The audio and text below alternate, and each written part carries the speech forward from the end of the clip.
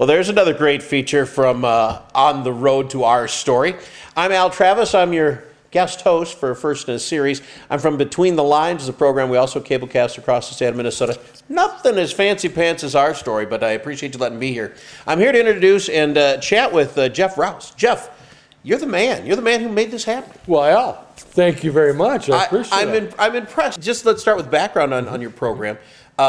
Starts out a little Fairmont, Minnesota. You come up with this idea for Our Story, and Sweet Swine County and all the rest. Correct.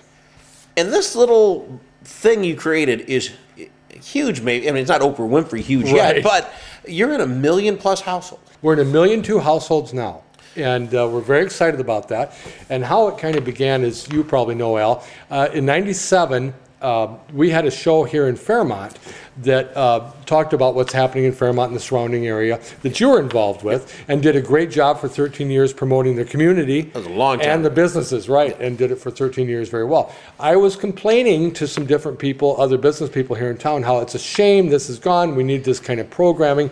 And much to your surprise, you know what people said. Well, why don't you do it? Well, because most people then just let that ball drop and not do it, but you picked it up. I mean, this is interesting. I mean, this has gone beyond. I mean, you take that little bud of what's going on in the Fairmont area, and you are all throughout southern Minnesota, northern Iowa, South Dakota. I mean, Wisconsin. I mean, you have just blown this thing out, and you have story after story after. I mean, all these little towns have such cool things to be talked about. Absolutely. But you can't get them if you're not out there videotaping and put them on. Well, you know what we discovered when we did it here in Fairmont, we wanted to do something different and kind of quirky and entertaining, which we did. We aired it locally. We put it on the internet. Now I'm kind of an old guy, so I don't know much about the internet. So when somebody suggests, why don't you just put it on the internet and do a website? And I'm like, well, I suppose. So we did, and once it hit the internet, towns and communities started to contact us, saying, why can't you promote us like that? And then it kind of started with that. See, and then it grows on itself. And what kills me, and you do the storylines, I presume. I mean, we watch and I use the funeral scene from a couple years back that it gets in your head and it just sticks there. It is some corny television. That's right, exactly. But it's phenomenal. I mean, for those who didn't see the funeral scene, you got to look it up on the website. But basically, no one talked. They were all at a funeral, and then you were hearing what they thought, and it was genius. Well, thank you. Now, you write those skits. I don't want to call it skits. You're the one doing the soap opera, am I right? Well, what we've done is, over the last few years doing this, of course, more and more people become involved. Yeah. Originally, I wrote most of the soap opera and a lot of the other different programs, and our production person, Shelley Abbott, from Gemini here in town, who does all of the editing and all of the production. She has taken over completely the writing of the soap opera, doing an awesome job. And I have to say, a lot of the story ideas come from our volunteers and my wife and myself and Shelley herself, who are getting together going, what would be very funny?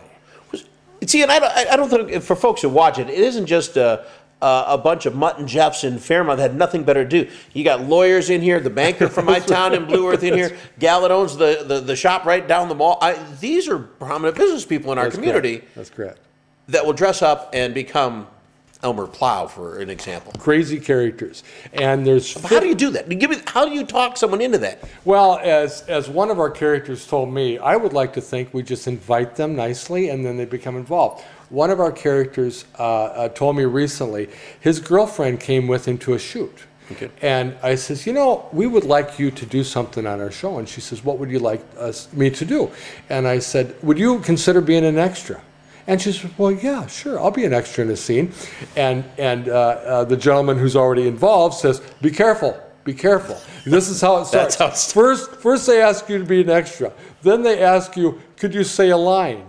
And then pretty soon you have a whole line, and the next thing you know, you're home reading script. and there's something to that. I mean, you've taken this, and I give you Oprah Winfrey compliments. You've taken this show and this one idea, and now it's not just Our Story or As the Corn Grows, and it's all the different segments you've got leading into the car stuff. You've got a magazine now, The Road to Our Story. The website's amazing to me in that I'm actually Facebook friends with caricatures. Yeah. That's genius, to be actually honest with you. I mean, I don't know how many friends they've got, but I know I've got two of your characters that are friends of mine on Facebook. I mean, where does that come from? What's driving this? I mean, and your website, what did you tell me before? 600 episodes are on your website. I mean, people. We have 600 segments on the website now. That's amazing. The different programs like As the Corn Grows, the soap opera that has become probably one of our most popular segments, has even received national recognition, been nominated for an independent soap opera award out of New York City 2 times. So we're very proud of that. But the whole premise behind the show is to promote these small towns. Because we feel that, as most do, there's a lot in these towns that isn't being said or nobody knows about. If we can promote it in a unique, fun way, people will find out what's in these towns. And now we're spotlighting 90 towns and aired in 1.2 million. But how do you pick them? Give me this, because there's a lot of small towns in the world, a lot of cool places in the world, but how do you go out there and find that small town, and then how do you find that guy with the weird shop that you see? How do you pick and choose? Where do you find the stories? Primarily, there's 3 or 4 of us that go out quite a bit, and we explore communities. And we're looking for certain things. We come in the town pretty much unannounced. And we come in and we look around. Be quite honest, my style is I go to the local cafe. Okay. And I go to the cafe and have a bite to eat, and I ask the waitress, so what's happening here in town?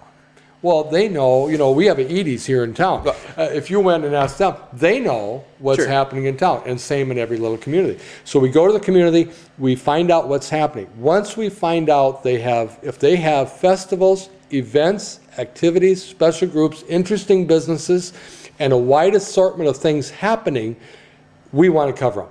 Because we want to show what's happening in that town. So how does that get started? I mean, you got an atlas, and obviously you can drive through towns. Can a town call you? Can the mayor of a town? Can the chamber guy? Can they get a hold of you? How do Absolutely, they do that? and that has happened numerous times where a town contacts us. They're familiar with our show. They know how we're promoting other shows, and they say, Jeff, how can we become involved? And first thing I say is, we're going to come and take a look at your town. We check out their website, we check out their events, their activities, what's happening, and if there's enough for us to cover, we will have them be part of our story family, so to speak. But we have to have enough to promote in their town, or it doesn't benefit them, and it doesn't make for good television. Ironically, the size of the town, we have several towns that have less than 500 people. And you would think there's nothing going on there. It's not true. Yeah. Everybody thinks these small towns are dying and there's nothing there.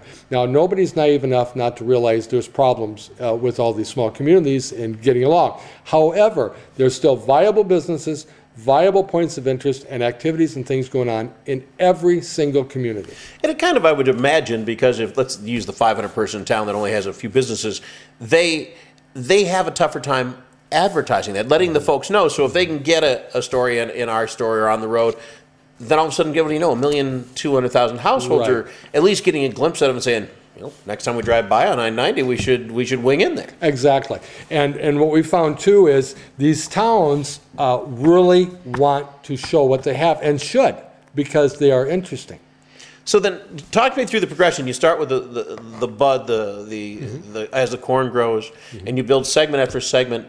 How does it make the cut? I mean, do you just come up, lying around at night, coming up with a million stories? How do you decide what gets to be the next big thing in the show? Every show, we have talk shows. The whole show, the whole program, takes place in the fictitious county of Sweet Swine County. Yeah. Unfortunately, nothing happens in Sweet Swine County. So therefore, all of our talk shows have to talk about what's happening in their neighboring towns and counties. That's the rub. Gotcha. Now, so our guests on our talk shows talk about what's happening in other communities, whether it be a festival, an interesting business, and different things like that.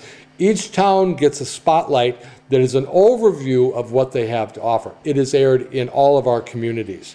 But you got the librarian, you got the guy driving down the road with the strange convertible with the wheel that just keeps jogging. I mean, and I say that in all, I love it. I mean, I'm not saying that to make fun, but how do they make the cut? I mean, and maybe this is my next question. Are you still in need of folks? Do they come to you with an idea, or do you come with an idea and then find the guy to get in the car, or the gal to be the librarian? There is constantly new ideas coming. New ideas coming. Like I say, we have 52 volunteers now. We have quite a few people that have asked to be on that we're developing characters for. So it continues to grow. No one has ever left. That is exciting. This is great fun. And how long have you been doing it? Just about 4 years. See, that is amazing. If you had 4 years and no one stopped. I mean, No one stopped. Because it's fun. These people believe in small towns as well as they believe we can have fun promoting them.